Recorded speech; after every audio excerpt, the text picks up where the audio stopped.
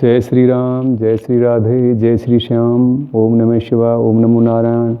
सबको हमारा नमस्कार, सबको प्रणाम। तो आइए हम अपने चैनल स्वामी संजीवन में आपका हार्दिक स्वागत करते हैं।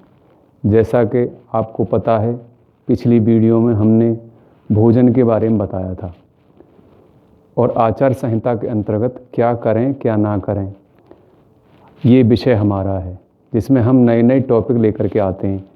और आज के दिन हम आपको जल ग्रहण कैसे किया जाए इसके बारे में बताएंगे। तो पूरे वीडियो को देखें एंड तक और इसको लाइक, शेयर, सब्सक्राइब, कमेंट अवश्य करें। तो चलते हैं अपने विषय की ओर।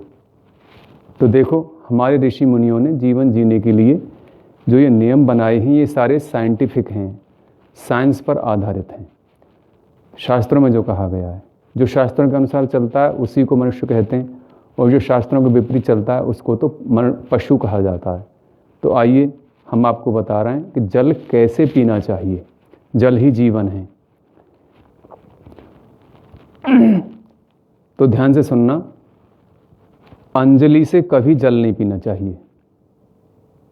अंजलि में भर करके बाएं हाथ से जल उठाकर अथवा जल में मुंह लगाकर पशु की तरह नहीं पीना चाहिए। जैसे मुंह लगा के बाल्टी में या किसी कुंड में मुंह लगा के जल पी लेते हैं, ऐसा नहीं करना चाहिए। और बाएं हाथ से पिया हुआ जल ये मदरा के समान माना जाता है, जिसकी शुद्धि चंद्रायण व्रत करने से होती है। और एक बात, खड़े होकर के कभी जल न पिएं। साइंस इस बात को कहती है, जिससे घुटनों में दर्द हो जाता है। इसलिए बैठ करके ही थोड़ा थोड़ा करके सिसकी ले करके चाय की तरह, ठंडा हो या गर्म हो, जल को ग्रहण करना चाहिए। भोजन से आधा घंटा पहले और भोजन के 1 घंटे बाद जल पीना चाहिए। और स्नान करते ही जल पीना चाहिए, तो जिससे जल हमारे लिए एक आयुर्वेदिक औषधि बन जाता है। तभी तो कहते हैं जल ही जीवन है। यदि पानी पीते पीते उसकी बूंद मुंह से निकल करके भोजन में गिर पड़े तो वह भोजन खाने योग्य नहीं रहता। इसलिए जल को सावधानी से पिएं।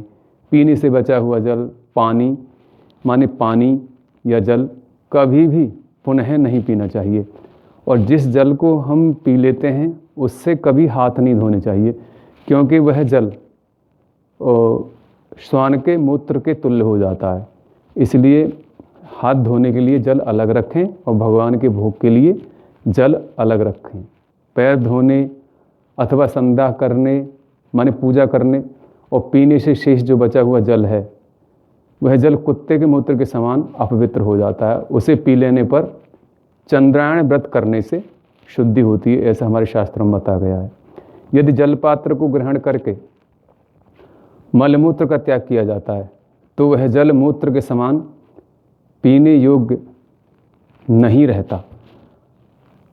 उसे पीने पर चंद्रायण व्रत करने से ही शुद्धि होती है।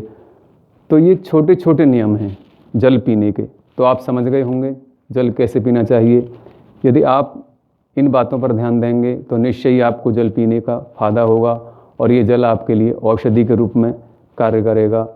तो बस यहीं पर हम अपनी वाणी को विराम देते हैं और एक बार पुनः आपको प्रणाम करते हैं, नमस्कार करते हैं। जय श्री राम। और चैनल को सब्सक्राइब अवश्य करें। आप नए हैं, लाइक, शेयर, कमेंट करें, जिससे हमें पता चल जाए कि जो भी आपको कमी नज़र आ रही हो तो हमें कमेंट करके अवश्य बताएं।